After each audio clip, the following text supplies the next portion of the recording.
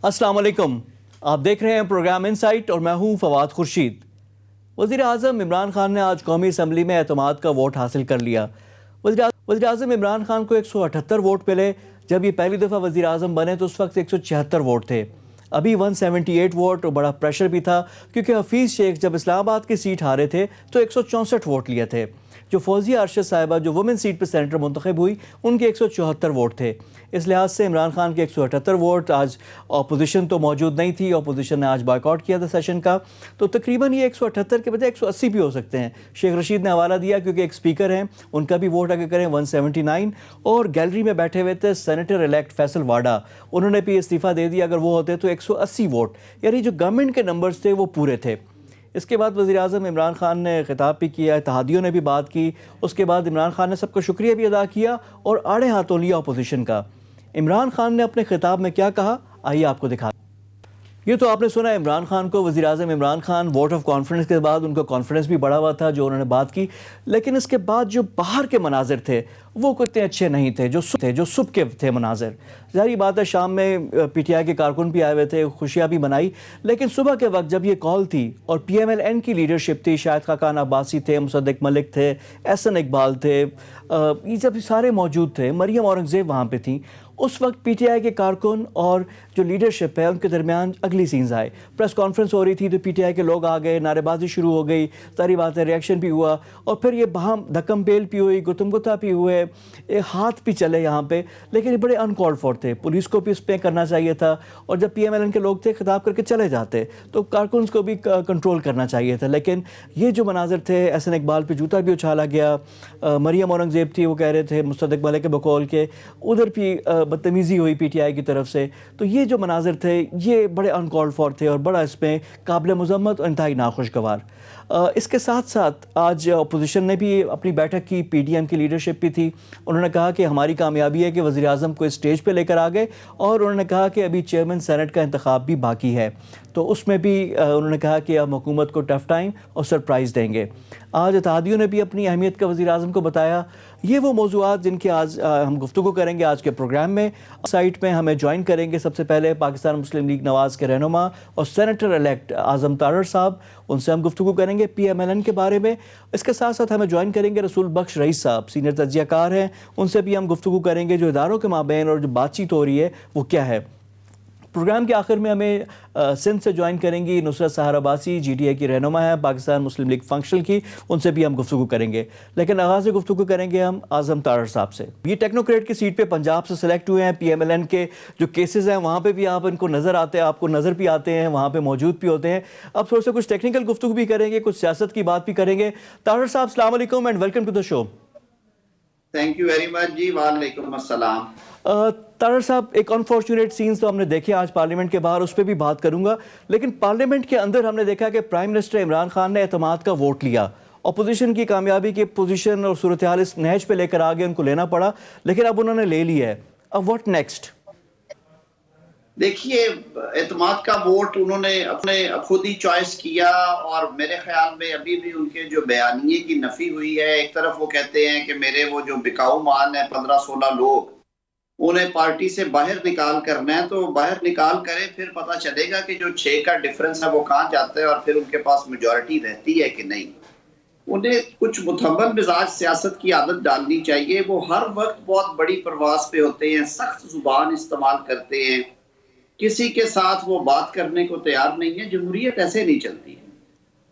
लेकिन तारड़ साहब जो बयानिया था, आप लोगों का तो ये नहीं था, आप लोग तो तैयार थे कि इस्तीफे दें, असम्बलियों से बाहर आ जाएं, तसादम की राह पे जो आपकी लीडरशिप थी वो जा रही थी।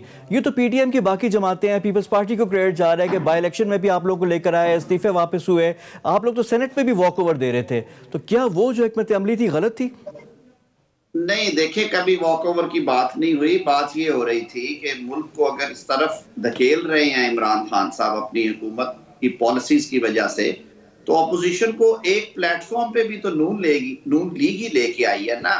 ये सारा जो तहरुक किया, इसके पीछे भी ड्राइविंग फोर्स नून लीग ही है और इसीलिए नून लीग ने अपने जो अपोजिशन के इत्तेहादी हैं ان کو ہمیشہ آگے رکھا ہے اور ان کے لیے سپیس بنائی ہے. اچھا سر، اسی سے میرا نیکسٹ سوال ہے طارق صاحب کہ نون لیگ کو کیا ملا؟ دیکھیں آپ لوگوں نے قربانی دی، آپ لوگوں کی وجہ سے جو آپ کہہ رہے ہیں کہ سب کچھ پاسبل ہوا. پنجاب از دا ہینڈل لینڈ نا، جس کی میجر آپ کی سپورٹ ہے، وہ پی ایم ایل این کی ہے، جو سینٹرل پنجاب میں وزیر آباد کے الیکشن میں بھی دیکھ لیا. اب پی ایم ایل این نے کیا پایا، کیا کھویا؟ کیونکہ پی ڈی ایم کی سربراہی آپ نے دے دی مولانا فضل الرحمان کو، وہ ایک دفعہ پھر الائیو کر دیا آپ نے. پیپلز پارٹی تمام جو کہہ رہے ہیں نا چیری آن دا ٹاپ وہ لے کر جائی ہے. پی ایم ایل این کیا حاصل کر پا رہی ہے؟ نہیں فواد، میرے خیال میں تھوڑا سا اگر آپ دیکھیں تو سیاست میں ہمیشہ آپ کو جگہ دینا پڑتی ہے، اور خاص طور پہ اگر آپ بڑے ہیں یعنی کہ لارجسٹ پارٹی ہیں تو الائنس کو ساتھ لے کے چلنے کے لیے چاہے آپ گورنمنٹ میں ہو یا اپوزیشن میں ہو آپ کو سپیس دینا پڑتی ہے. اور ہم سمجھتے ہیں کہ پی ایم ایل این کیونکہ ایک بیک بون ہے پی ڈی ایم کی، اور پی ڈی ایم کی جو سربراہی ہے وہ روٹیشن میں جائے گی، وہ ہمیشہ کے لیے نہیں ہے. تو مولانا ایک منجھے ہوئے سیاستدان ہیں، زیرک آدمی ہیں، سینیورٹی میں بھی بڑے ہیں مریم صاحبہ سے اور بلاول سے. تو اس حوالے سے ان سے آغاز کرنا کوئی اتنا برا فیصلہ نہیں تھا، بلکہ میں سمجھتا ہوں کہ رائٹ اور لیفٹ کی دونوں طاقتوں کو بیلنس کرنے میں مولانا نے ہمیشہ بڑا اچھا اور مثبت کردار ادا کیا ہے. رہی بات سینٹ کے بڑی سلاٹس کی، وہ جو ڈیسیژن ہوگا پی ڈی ایم میں مسلم لیگ نون اس کو قبول کرے گی، اور مسلم لیگ نون ہمیشہ جگہ دینے کے لیے، قربانی دینے کے لیے تیار ہے. آپ نے کہا ہمیں ملا کیا؟ ملا یہ ہے کہ آپ کو ایک متحرک اپوزیشن نظر آ رہی ہے. نیشنل اسمبلی میں وزیر اعظم نے گھٹنے ٹیکے کہ انہیں اعتماد کا ووٹ لینا پڑا، صدر مملکت کو یہ لکھنا پڑا کہ ان کی نظر میں وزیر اعظم میجورٹی کا اعتماد کھو چکے ہیں.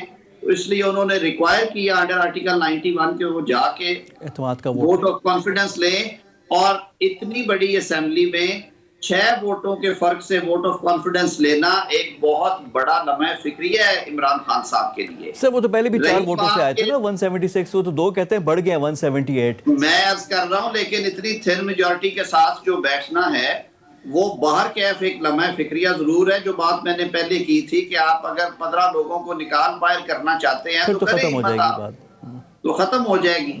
مسلم لیگ نون نے امپروو کیا، مسلم لیگ نون نے اپنی سیٹس ریٹین کی. ضمنی الیکشن میں جو ڈسکا میں ہوا وہ ساری دنیا کو پتا ہے کہ مسلم لیگ نون وہاں پہ یارڈ سے جیت رہی تھی. وزیر آباد جیتا، ہم نے ان کے گھر میں گھس کے سیٹ لی ہے، نوشہرہ کی سیٹ جیتی. سندھ میں پیپلز پارٹی نے اپنی سیٹیں برقرار رکھی ہیں.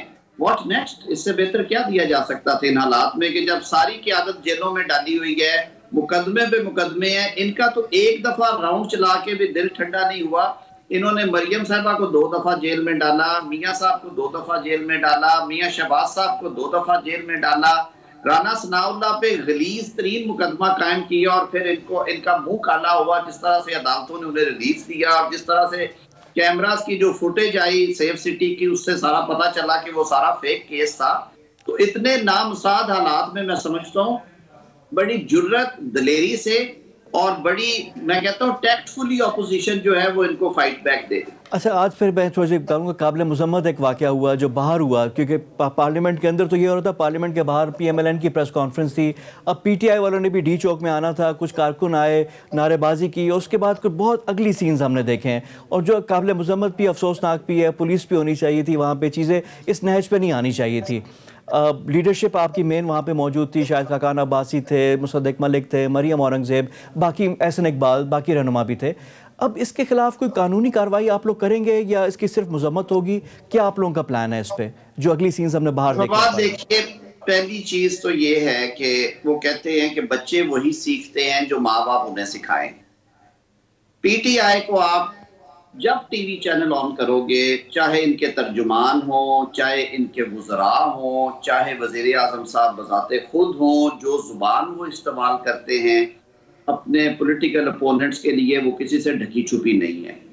اب آپ اس طرح کی جب غلیظ زبان استعمال کریں گے اور اتنے گھٹیا انداز میں آپ مخاطب کریں گے تو کارکن تو وہی سیکھیں گے. جس طرح کے قائدین ہیں اسی طرح کے کارکنان ہیں. بہت انفارچونیٹ واقعہ ہوا ہے آج. مریم اورنگزیب ایک انتہائی متحمل مزاج اور منجھی ہوئی پارلیمنٹیرین ہیں. شاید خاقان عباسی صاحب آپ سب کے سامنے ان کا کردار، احسن اقبال، یہ لوگ قطعاً اس طرح کے نہیں ہیں کہ جو ایگریشن میں جائیں. ان کے ساتھ اس طرح کی جو ناروا سلوک اور بدتمیزی ہے اس نے پی ٹی آئی کا چہرہ عوام کے سامنے کھول کے رکھ دیا ہے. انٹالرنس تو ویسے ہی معاشرے میں بہت ہے، لیکن انہوں نے حدیں پار کر دی اور یہ بھول گئے ہیں کہ کل انہوں نے بھی یہ سارا کچھ فیس کرنا ہے. خدارا کچھ ہوش کے ناخن لے. تو کوئی جمہوریت قانونی میں کارروائی آپ لوگ سوچ رہے ہیں اس بارے میں؟ وہ بیٹھیں گے جی. میں تو لاہور میں بیٹھا ہوں، میں سچی بات ہے میرا ان سے اس بابت ابھی تک کوئی رابطہ نہیں ہوا، لیکن اگر وہ کرنا چاہیں تو بالکل کر سکتے ہیں. یہ ایک ٹپیکل اسالٹ ہے جسے ہم انٹیمیڈیشن کہتے ہیں انڈر کرمنل لا. لیکن میرے خیال میں یہ بڑے دل اور بڑے جگرے والے پولیٹیشنز ہیں، یہ کارکنوں کے ساتھ اس طرح کی لڑائی نہیں لیں گے. ہیڈڈ بن ادر وے راؤنڈ اب تک درخواستیں آ کے پرچے ہو چکے ہوتے اگر یہ سرکار کے کسی بندے کے خلاف ہوتا. ٹھیک ہے. اور اس شاہد کاکار نے بھی کہا کہ جی ہم نہیں کریں گے، جو کریں گے ہم اسی طرح جواب دیں گے. اب طاہر صاحب آپ نے اپنی وکالت کا بھی ذکر کیا، وکیل بھی ہیں اور ظاہری بات ہے کیسز میں بھی ہم آپ کو دیکھتے رہے. شہباز شریف صاحب اب کافی عرصہ ہو گئے ہیں، ضمانت کے لیے کیوں نہیں اپلائی کرتے؟ کیوں نہیں باہر آتے ہیں کہ پارٹی کو لیڈ کریں؟ لیڈر آف دا اپوزیشن بھی ہیں. شہباز شریف صاحب کیوں خاموش ہیں؟ میں عرض کر دوں جی، میں اب پروفیشنلی بھی آپ سے بات شیئر کرتا ہوں، اور کیونکہ میں ان کا باپ بیٹے دونوں جیل میں تھے. میاں صاحب نے بارہا کہا کہ حمزہ صاحب کی بیل پینڈنگ ہے. ہم لوگ خود ایڈوائز کرتے ہوتے ہیں. آپ کو شاید کئی دفعہ جب آپ مقدمے کے حقائق سے آگاہ نہیں ہوتے یا عدالتوں کے طریقہ کار کا نہیں ہمیں پتہ ہوتا، ہم لوگ اور اینگل سے دیکھتے ہیں. دیکھیے، ضمانت کی درخواست نیب کے قانون کے تحت ویسے ہی پرمیزیبل نہیں ہے، ریٹ پٹیشن میں جانا پڑتا ہے. بڑی اسٹرینجنٹ پروویژنز ہیں بیل کے حوالے سے. حمزہ شہباز صاحب کیونکہ تقریباً 2 سال کے قریب عرصے سے مقید تھے، تو والد نے کہا کہ نہیں، پہلے حمزہ شہباز کی بیل آپ لگائیں گے، اور وہ کسی منطقی انجام تک پہنچے. دوسرا، ان کے 2-3 غریب ملازمین جو ہیں وہ وہاں پہ کوئی 35,000 40,000 تنخواہ پہ کام کرنے والا، کوئی 70,000 پہ کام کرنے والا، وہ بھی وہاں پہ تھے. تو میاں صاحب نے کہا کہ نہیں، پہلے آپ میرے ملازموں کی اور میرے بیٹے والا کیس کریں گے، اس کے بعد ہم اپنا ضرور کریں گے. آج کل ہماری مشاورت ہو رہی ہے ان کی بیل کی تیاری کے سلسلے میں، تو انشاءاللہ العزیز چند دنوں میں یہ ڈیسیژن لے کے ہم بالکل فائل کریں گے. اچھا، کیونکہ اب اس طرح کے کیسز، اب نیب کے جتنے بھی آپ نے کیسز دیکھے ہیں وہاں پہ یہ ساری چیز ہے کہ 90 ڈیز کا بھی ایک پیریڈ ہوتا ہے. آپ لوگوں نے اس کو بھی نہیں انووک کیا کہ جی 90 دن میں کیا ہوا کیا نہیں ہوا. 12 آئے گئے، ساری چیزیں چل رہی ہیں. تو اس لحاظ سے کئی لوگ یہ سوالات کر رہے ہیں، اور سیاسی طور پر بھی کچھ لوگ کچھ اور مطلب نکالتے ہیں اس چیز کا. نہیں، اور مطلب تو تب نکالیں جو ہمیں کسی نے 90 دن میں کسی عدالت نے کبھی ضمانت دی ہو. آپ کے سامنے ہے. حمزہ شہباز 20 ماہ سے اندر تھے، سپریم کورٹ تک گئے، انہوں نے پھر ہمیں واپس بھیجا لاہور ہائی کورٹ میں، اور بلاخر ڈیلے پہ ہماری بیل ہوئی. آہد چیمہ ہے، وہ 3 سال سے بیچارہ جیل میں ہے، اس کی 1 سال سے بیل پینڈنگ ہے. فواد حسن 1.5 سال جیل میں رہے. مریم بی بی خاتون ہونے کی وجہ سے 4 ماہ جیل کاٹ کے آئی. 90 دن یہاں پہ کون دیکھتا ہے؟ میاں شہباز صاحب پچھلے راؤنڈ میں بھی 6 ماہ کی انہوں نے وہ ڈیٹینشن پوری کی تھی. ابھی ان کا بھی پیریڈ 5-6 ماہ وہ تو نہیں ہے، وہ پکنک تو نہیں کر رہے جیل میں. میں نے پہلے عرض کیا کہ ان کا بیٹا اور ان کے ملازمین، یہ ان کی، میں سمجھتا ہوں کہ بڑا پن ہے کہ انہوں نے کہا کہ نہیں، وہ جو پہلے آئے ہوئے ہیں. آپ ایک کیس میں ہم لوگ کئی دفعہ ایک ہی وقت میں 3-4 قسم کے فرنٹ نہیں کھولتے. یہ کچھ پروفیشنل ایڈوائس ہوتی ہے ہم لوگوں کی کہ آپ 1 by 1 کریں، کیونکہ کورٹس کے لیے ممکن نہیں ہوتا کہ وہ اکٹھا کیس کو اس لیکن طرح اب سے آپ ڈیل کا یہ کرے. کہنا ہے کہ اب نیکسٹ فیز میں آپ شہباز شریف صاحب بھی سوچ رہے ہیں اور وہ بھی آ جائیں گے. اچھا، یہ تو شہباز شریف صاحب کی بات ہوگی. اب سینٹ کے انتخابات، کیونکہ آپ ابھی سینیٹر الیکٹ ہیں، پنجاب سے الیکشن، یعنی ایسا ہوا کہ دونوں طرف سے مفاہمت ہو گئی اور طے پا گیا کہ 6-5 کا جو فگر ہے وہ آ جائے گا. تو پنجاب میں یہ کس کا جادو چلا؟ میرے خیال میں پنجاب کے پولیٹیشینز نے اور پاکستان مسلم لیگ کی قیادت نے چودھری پرویز لائی کے انیشیٹو پہ یہ فیصلہ کیا، اور میں بذات خود اس بات کا قائل تھا. ہمارے ٹیکنوکریٹ میں تو آپ کو یاد ہوگا کہ پی ٹی آئی کی طرف سے 2 درخواستیں تھی، مسلم لیگ نون کی طرف سے 1 ہی درخواست، صرف آپ کا ہی نام تھا جی. اور جو عطا اللہ صاحب تھے، انجینئر عطا اللہ شادی کھیل صاحب، انہوں نے پیپرز واپس نہیں تھے لیے. ان کے پیپرز ریجیکٹ کر دیے گئے وہاں سے ریٹرننگ آفیسر کی طرف سے، کیونکہ وہ ٹیکنوکریٹ کی جو کرائٹیریا ہے اس پہ پورے نہیں ہوتا. پھر انہوں نے ریکویسٹ کر کے پیپر وڈرا کیے کہ جی مجھے آپ اجازت دے دیں، I don't want to take any decision. اچھا، اس کے بعد یہ 2 سیٹس تو چلی گئی. اسی نے رستہ کھولا اور اسپیکر صاحب نے کہا کہ being custodian of the house 5 seats جاتی ہیں پاکستان مسلم لیگ نون کو اور 5 سیٹس جاتی ہیں پی ٹی آئی کو. چھٹی سیٹ جو کامل علی آغا صاحب کی ہے، وہ چوہی صاحب کے کچھ اپنے ووٹ ہیں، کچھ پی ٹی آئی کے اضافی ووٹ تھے، انہیں جا رہے تھے۔ مسلم لیگ نون کے پاس 12-13 سرپلس ووٹ تھے، لیکن پنجاب میں جو کوٹا تھا جنرل سیٹ کا وہ 50 اباف تھا، 53 کے قریب تھا۔ میں سمجھتا ہوں کہ پنجاب میں جو انہوں نے ڈیسیژن کیا، کیونکہ اس وقت سپریم کورٹ میں پینڈنگ تھا ریفرنس جس میں رائے آنی تھی کہ الیکشن سیکرٹ بیلٹ سے ہو یا کہ وہ اوپن بیلٹ سے ہو، اور روز وہاں پہ آرگومنٹس بھی ہوتے تھے، کورٹس کے ایک طرف سے کمنٹس آتے تھے کہ سیاستدان میچور نہیں ہے، اس طرح نہیں ہوتا، میثاق جمہوریت جو ہے اسے انحراف ہو گیا ہے۔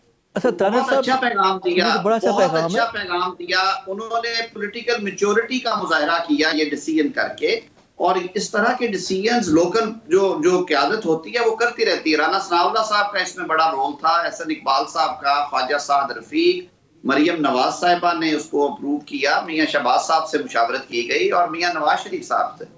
یہ سارے میجورٹی ووٹ لینے کے بعد پارٹی کے اندر انہوں نے کہا کہ ہاں یہ ایک اچھی بات ہے، اس کو ضرور کریں۔ اچھا طاہر صاحب، اس میں ایک سوال اٹھتے ہیں نا کہ اب پرویز الہی صاحب سے پہلے تھا کہ بالکل یعنی پہلے ایک جماعت میں ہی تھے، پھر میاں صاحبان سے علیحدہ ہوئے، پھر ان کا کوئی واپسی کا راستہ نہیں تھا، بیچ میں برا ٹائم بھی آیا، اچھا ٹائم بھی آیا، ڈپٹی وزیر اعظم بھی بنے، پھر بالکل نیچے بھی چلے گئے۔ تو پرویز الہی صاحب سے اس کا مطلب پھر رابطے ہو رہے ہیں پی ایم ایل این کے، کہ آپ لوگ ان ٹاکس ہیں ود چودھری پرویز الہی؟ میں بطور وکیل جو سمجھتا ہوں، I am not actually representing P M L N, جب میں یہ ابھی جو بات کر رہا ہوں، چودھری صاحب میں کچھ بنیادی وزاداریاں ہیں۔ انہوں نے دیکھیں یہ نیب نے جو کیا ہے پولیٹیشنز کے ساتھ، اور جس حد تک کمینگی کی حد تک گئی ہے نیب کی اتھارٹیز کے، نیشنل اسمبلی میں پروٹیکشن آرڈرز ختم کر دیے گئے، اسپیکر صاحب نے گھٹنے ٹیک دیے نیشنل اسمبلی میں۔ چودھری پرویز الہی صاحب میں سمجھتا ہوں کہ انہوں نے اپوزیشن اور حکومتی دونوں اراکین کو ایک طرح ٹریٹ کیا ہے۔ علیم خان کی بات ہو، سبطین خان کی بات ہو، حمزہ شہباز شریف کی بات ہو، خواجہ سلمان رفیق کی بات ہو، انہوں نے کوشش کی ہے کہ وہ پیرٹی رکھے، اور یہ اسپیکر کو غیر جانبدار ہونا چاہیے۔ یہ تو میری رائے ہے بطور وکیل کے جو میں نے اچھا طاہر صاحب، اب بطور سیاستدان آپ سینیٹر بھی ہو گئے ہیں، اس پہ آپ کروں گا کہ پنجاب میں کوئی تبدیلی کا امکان ہے؟ بزدار صاحب کے خلاف کوئی عدم اعتماد، یہاں پہ تو ووٹ لے لیا، تو بزدار صاحب کو بھی مجبور کریں گے آپ کو کوئی دوبارہ سے ووٹ لے یا کچھ کریں؟ میرے خیال میں پنجاب کے ضمنی الیکشنوں کے نتائج دیکھنے کے بعد یہ لمحہ فکریہ پی ٹی آئی کی قیادت کے لیے ہے کہ انہوں نے جو وسیم اکرم پلس مسلط کر رکھے ہیں پنجاب پہ، انہوں نے پنجاب کا امتحان کب تک لینا ہے، اور وہ دن بدن اپوزیشن کی سیاست میں جان ڈالتے ہیں۔ جتنی دیر بزدار صاحب یہاں پہ ہیں اپوزیشن کو ستے خیرے ہیں، یعنی اس کا مطلب ہے کہ کوئی اتنا امیجیٹ نہیں ہوگا۔ طاہر صاحب بہت شکریہ آپ کے ٹائم کا، ہمارے ساتھ موجود تھے الیکٹ اعظم نذیر طاہر صاحب، ان سے ہماری گفتگو ہو رہی تھی، وکیل بھی ہیں، ٹیکنوکریٹ کی نشست پہ اب آئے بھی ہیں، اب سینٹ میں بھی ہیں، دیکھیں گے کہ کیا ہوتا ہے کیا نہیں۔ بہت شکریہ آپ کے ٹائم کا۔ پروگرام میں وقت ہو گیا ایک بریک کا، بریک کے بعد آ کر گفتگو کا سلسلہ جاری رکھیں گے، اسٹے ود اس۔ بریک کے بعد پروگرام میں دوبارہ پروگرام کے حصے میں ہم بات کریں گے، ہمیں جوائن کریں گے ڈاکٹر رسول بخش رئیس، پروفیسر بھی ہیں، پڑھاتے بھی ہیں اور سینئر تجزیہ کار بھی ہیں۔ امپورٹنٹ بات کرنی ہے ڈاکٹر صاحب سے کہ جو ادارے اب جو آگے، جیسے الیکشن کمیشن کا جو رول تھا، اس کے حوالے سے پرائم منسٹر کا بیان، پھر اس کا اعلامیہ، یہ کس نہج پہ ہم جا رہے ہیں، اور اوور آل جو ہماری سیاست ہے جس میں اب پیسہ آ گیا، چمک آ گیا، ٹکٹ کی باتیں ہو رہی ہیں، تو یہ کیا ہو رہا کیا ہے سیاست میں، اور یہ کیوں اس صورتحال آئی ہے کہ 2.5 سال میں وزیر اعظم عمران خان کو ایک دفعہ پھر اعتماد کا ووٹ لینا پڑا؟ ڈاکٹر صاحب السلام علیکم اینڈ ویلکم ٹو دا شو۔ وعلیکم السلام، اور بڑی مہربانی۔ دیکھیں آپ نے کافی چبھتے ہوئے سوالات اٹھا دیے ہیں، تو ڈاکٹر صاحب ذرا ون بائی ون ان پہ ذرا میں بات کرنا چاہوں گا۔ سب سے پہلے تو عمران خان صاحب سے ہی سٹارٹ کر لیتے ہیں کہ اعتماد کا ووٹ انہوں نے لے لیا، لیکن جو ان کی باڈی لینگویج تھی گزشتہ 3-4 دنوں میں، یہ نوبت کیوں آئی؟ Why this happened? دیکھیں اس کی ضرورت اس لیے پیش آئی کہ جب سینٹ کے انتخابات ہوئے تو ایک سیٹ پر ان کے کینڈیڈیٹ کو ہار کا سامنا کرنا پڑا، اور یسر رضا گیلانی صاحب کو زیادہ ووٹ ملے۔ تو اس صورت میں جو پارلیمانی جمہوریت کی روایات ہیں ان کے مطابق وزیر اعظم کو اعتماد کا ووٹ لینا ضروری خیال کیا جاتا ہے۔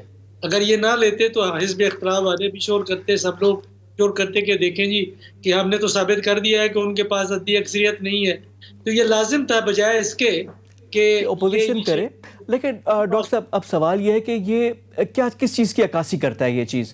کیا عمران خان کا پارٹی پہ کنٹرول نہیں ہے، جو ممبران ہیں ان کے ساتھ ان کا نہیں کنٹرول کر سکے 2.5 سال میں، یا پھر دوسرے عوامل ہیں جس میں پیسہ بھی شامل ہے، لالچ بھی شامل ہے، وہ چیز حاوی ہو گئی؟ کوئی شخص جتنا بھی بڑا لیڈر ہو وہ پارٹی کے اوپر کنٹرول نہیں کر سکتا.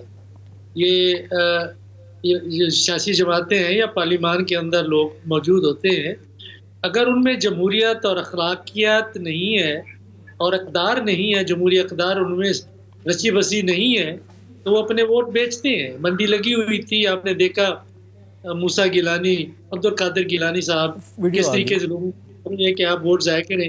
تو ایسی صورتحال میں کون کسی کو کنٹرول کر سکتا ہے؟ لیکن یہ کہہ دینا کہ سارے لوگ ان کے کنٹرول میں نہیں تھے، درست نہیں ہے. دوسری سیٹ جو خاتون کی سیٹ تھی اس پر ان کو 174 ووٹ ملے، تو 9 جو لوگ یا 9-10 ووٹ ادھر ہوئے ہیں ان کے بارے میں ظاہر ہے کہ تحریک انصاف اس کی تحقیق کرے گی. لیکن یہ تو پہلے سے وہ کہہ رہے تھے، خدشات تھے وزیر اعظم صاحب کو، اور میں نے بھی باقی کچھ مبصرین کے ساتھ ان خدشات کا اظہار کیا تھا کہ خفیہ کے اوپر کیوں وہ زور دیا جا رہا ہے، جبکہ ماضی میں یہی سیاسی جماعتیں اس بات پہ اتفاق کر چکی ہیں کہ خفیہ رائے دہی سے منڈی لگتی ہے، لوگ بکتے ہیں، خرید کرتے ہیں، اور سینٹ کے وقار کے لیے ضروری ہے کہ ایسا نہیں ہونا چاہیے. اور یہ چارٹر آف ڈیموکریسی بھی موجود ہے. آئین کی 14ویں ترمیم جو مسلم لیگ نون کے دور قیادت میں ہوئی تھی اس میں بھی یہ تمام چیزیں شامل ہیں. تو ظاہر ہے کہ وہ خرید کرنا چاہتے تھے، کچھ لوگ بک گئے، تو اس صورتحال میں یہ لازم تھا کہ اعتماد کا ووٹ لیا جائے، جو انہوں نے لے لیا. اچھا سر، کیونکہ کنوینئنس ہے نا، جس کو جو سوٹ کرتا ہے، اس وقت اپوزیشن کو سوٹ کرتا تھا کہ اوپن ہو، تو انہوں نے طبقات کی، ان کے بندے 64 سے جب سنجرانی صاحب کا چیئرمین تھا تو اس وقت یہ ہو گیا. گورنر سرور جب تھے اس وقت جب بنے تو ان کے پاس مقررہ سیٹس نہیں تھی، وہ بھی ہو گئے. تو ہر کوئی اپنی اپنی جو کنوینئنس ہے اس کے حساب سے ہی کرتا ہے. لیکن اب یہاں پہ 2-3 سوال بڑے ہیں جو لوگ اعتراض کر رہے ہیں عمران خان پہ، کہ جن ممبران کو انہوں نے کہا کہ بکاؤ مال ہیں، بک گئے ہیں، 16 ووٹس کی بات تھی، انہی سے پھر دوبارہ جن کی وجہ سے اعتماد کا ووٹ لینا پڑا، انہی کے اعتماد کے ووٹ کی وجہ سے وہ دوبارہ پرائم منسٹر ہیں. میرے خیال میں یہ سوال بنتا نہیں ہے کہ کیا وہ جو اراکین پارلیمان نہیں ہے، کہ پارلیمان کے رکن کیا وہ نہیں ہے، تو کیا ان کو وزیر اعظم صاحب کہیں کہ جی آپ پارلیمان سے باہر نکل جائیں؟ پارلیمان میں ہیں، پارلیمان میں موجود ہیں. اگر وہ واقعی وزیر اعظم صاحب کے ساتھ نہیں تھے تو یہ تو ان کی ذمہ داری تھی کہ وہ باہر بیٹھ جاتے. ان میں سے پتہ نہیں یہ لوگ تھے یا نہیں تھے، لیکن اندازہ ہمارا یہی ہے کہ یہ تحریک انصاف کے کچھ لوگ تھے. جی بالکل. تو وہ اگر وہاں پہ موجود ہیں، ان کے حق میں ووٹ دیتے ہیں، تو اس میں وزیر اعظم صاحب کی اس میں خرابی ہے. یہ تو ان کا مسئلہ تو نہیں ہے. کیونکہ رسول بخش صاحب اس پہ مسئلہ یہ تھا کہ پچھلی دفعہ انہوں نے کہا کہ ہمارے 20 اراکین تھے پختونخوا اسمبلی کے، ہم نے ان کو نکال دیا تھا. تو اپوزیشن کہہ رہی ہے ابھی بھی ہمت کریں. جی بالکل، اگر ان کو معلوم ہے کہ کون سے لوگ ہیں تو ان کو نکالیں گے، لیکن یہ ہے کہ نکالنے کے لیے یہ تو نہیں ہے کہ اپنی حکومتی فارغ کروا دیں. یہ ایسا نہیں ہوتا. لیکن جب بھی انہیں معلوم ہوگا، اگر وہ معذرت کرتے ہیں، معافی مانگ لیتے ہیں اور معافی تلافی ہو جاتی ہے، علیحدہ بات ہے. لیکن اگر میں عمران خان صاحب کی جگہ ہوتا تو وقت آنے پر ان کو میں رخصت کرتا. اور آپ دیکھیں گے کہ وقت آنے پر ابھی نہیں ہے، حکومت کمزور پوزیشن میں ہے، ان کا مقابلہ شاید نہیں کر سکتی. اگر انہوں نے غداری کی ہے پارٹی سے تو اس وقت شاید وہ نہ کرے، لیکن یہ کہ جب وقت آئے گا تو ان کو ضرور کیا جائے گا. یعنی ان کی قیمت ادا کرنی پڑے گی. اچھا ڈاکٹر صاحب، اب انتہائی اہم سوال وہ ہے اداروں کے حوالے سے. اپوزیشن پہ تو ہم کرتے ہیں کہ تنقید کرتے ہیں اداروں پہ اور سب کچھ. اب الیکشن کمیشن آف پاکستان ہے، ڈسکا کا فیصلہ تھا، بڑا ہٹ کر آیا اور بڑا یعنی بولڈ ایک فیصلہ تھا، جہاں پہ انہوں نے ری الیکشن کا کہہ دیا، پورے کے پورے حلقے میں کہہ دیا. اب جو وزیر اعظم عمران خان ہیں انہوں نے کہا کہ جب الزامات آ رہے ہیں، ویڈیو سامنے آ رہی ہیں، اس وقت الیکشن کمیشن جو ڈسکا میں پرو ایکٹیو تھا اب نہیں ہے. الیکشن کمیشن نے بھی اس کا جواب دیا، انہوں نے بھی افسوس کا اظہار کیا، کہا کہ نہ کسی دباؤ میں آئیں گے نہ آئیں گے. یہ صورتحال بڑی خطرناک ہے، اس پہ کیا کہیں گے آپ؟ کہہ رہا ہوں کہ الیکشن کمیشن آف پاکستان نے وہ کردار ادا نہیں کیا جو ان کو کرنا چاہیے تھا. مجھے تو لگتا ہے کہ وہ حزب اختلاف کے ہاتھ میں اعلی کار بنے ہوئے ہیں. کہ ڈسکا کے انتخابات میں نے دیکھا اور کافی مبصرین سمجھ یہی رہے تھے کہ پی ٹی آئی جیت رہی ہے، لیکن کہیں پہ گڑبڑ ہوئی.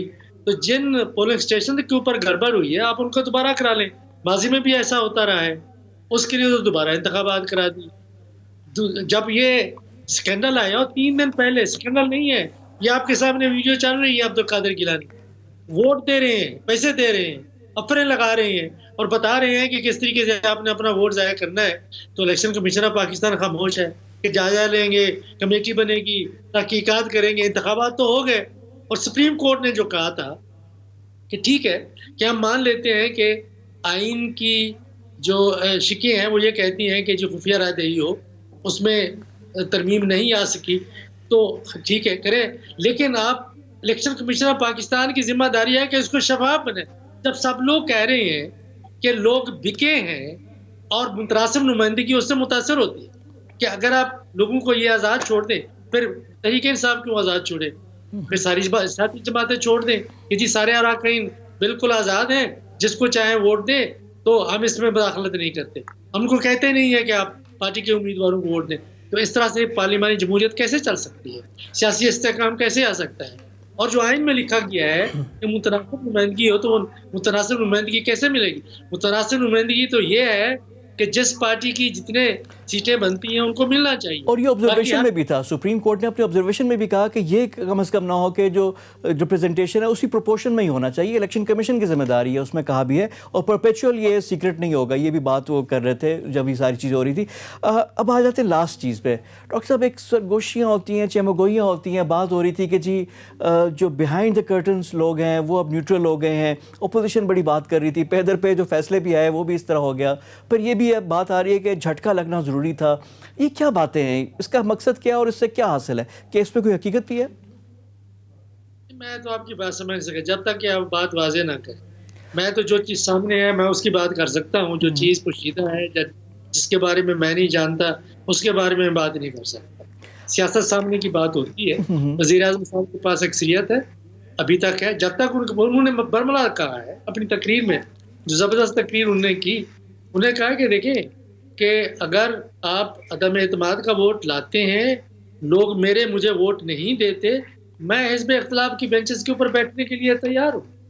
لیکن اگر حزب اختلاف میں بھی عمران خان بیٹھتے ہیں تو اپنی سیاست تو نہیں ختم کرنے لگے، ان کو چھوڑنے تو نہیں لگے. جی انہوں نے بڑا واضح کر دیا. اچھا ڈاکٹر حفیظ شیخ کے کیس پہ آ جاتے ہیں. اگر آپ ڈاکٹر حفیظ شیخ کی جگہ ہوتے ہیں اور یہ سارا چیز ہو جاتی ہے کہ آپ کی وجہ سے وزیر اعظم کو عدم اعتماد کا خدشہ بھی ہو، پھر آپ کی سارا چیز ہو جائے اور پرفارمنس بھی آپ کے سامنے ہے، تو حفیظ صاحب نے بھی کہا کہ وہ کنٹینیو کریں گے، آپ ان کی جگہ ہوتے تو کیا فیصلہ کرتے؟ لیکن آپ جو بات کر رہے ہیں نا کہ اعتماد کا ووٹ لینا پارلیمانی جمہوریت میں یہ کوئی بڑی بات نہیں ہے. آپ کبھی بھی آپ لے سکتے ہیں، کسی وقت بھی لے سکتے ہیں، ضرورت ہو یا نہ ہو. لیکن جہاں تک حفیظ شیخ صاحب کا تعلق ہے، ان کو مستعفی ہو جانا چاہیے اور ان کو اس پوزیشن میں نہیں رہنا چاہیے. اور میرا خیال یہ ہے کہ عمران خان صاحب کو دوبارہ غور کرنا چاہیے اور کسی ممبر قومی اسمبلی کو یا سینٹ کے رکن کو اس میں کمی نہ ملنا چاہیے. جی بہت شکریہ آپ کا رسول بخش رئیس صاحب. ہم گفتگو کر رہے تھے رسول بخش رئیس صاحب سے، سینئر تجزیہ کار ہیں اور بڑا کینڈیڈ ان کے ویوز تھے. حفیظ شیخ کے حوالے سے ان کا کہنا تھا کہ ڈاکٹر صاحب کو مستعفی ہو جانا چاہیے اور عمران خان کو بھی اپنے ڈیسیجن پہ نظر ثانی کرنی چاہیے. یہ ابھی گفتگو کا سلسلہ ابھی ہمارا جاری ہے. وقت ہو گیا ایک بریک کا. بریک کے بعد آ کر گفتگو جاری رکھیں گے. Stay with us.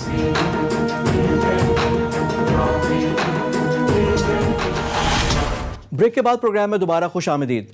پروگرام میں ہم گفتگو کریں گے کچھ اتحادیوں کے بارے میں. اتحادیوں نے تو آج سپورٹ کیا، پرائم منسٹر کو اعتماد کا ووٹ بھی انہوں نے لے لیا، لیکن جو اتحادیوں کے تحفظات ہیں اس حوالے سے کیا ہوا، اور خاص کر جو سندھ میں ہوا ہے الیکشن میں سینٹ کے انتخاب میں، ایک تو اسلام آباد کا ایک اپسیٹ تھا، ایک جو گڑبڑ تھی وہ ہوئی ہے سندھ میں. سندھ میں جو اپوزیشن تھی وہ 5 سیٹیں لے سکتی تھی. اس میں یہ تھا کہ تحریک انصاف کی 2 تھی، ایم کیو ایم کی 2 تھی اور ایک سیٹ جی ڈی اے کی تھی. صدر الدین صاحب وہاں سے ان کے کینڈیڈیٹ تھے، باقی سب تو جیت گئے لیکن صدر الدین صاحب کو ووٹ نہیں ملے. پی ایم ایل فنکشنل نے اعتراض بھی کیا، انہوں نے کہا کہ پی ٹی آئی کے لوگوں نے ووٹ نہیں دیے. پی ٹی آئی کی طرف سے اس کی جواب طلبی بھی ہوئی، بات چیت بھی ہوئی، صفائیاں بھی پیش کی گئیں. اب معاملہ ہے کیا؟ اور آج تو جی ڈی اے نے ووٹ دیا عمران خان کو، لیکن کس شرط پہ اور کیا ان سے گارنٹیز لی ہیں؟ ہمارے ساتھ موجود ہیں نصرت سحر عباسی، بڑی ووکل ممبر آف پارلیمنٹ ہے سندھ اسمبلی میں، ان سے گفتگو کرتے ہیں، ایم پی اے ہیں. نصرت صاحبہ السلام علیکم and welcome to the show. Thank you so much. جی وعلیکم السلام. جی عمران خان صاحب کو تو آج ووٹ دے دیا آپ کی پارٹی نے، جی ڈی اے کے 3 ووٹ تھے آپ لوگوں نے دیے، لیکن سندھ کے حوالے سے کیا بات چیت ہوئی اور کیا گارنٹیز ملی آپ لوگوں کو؟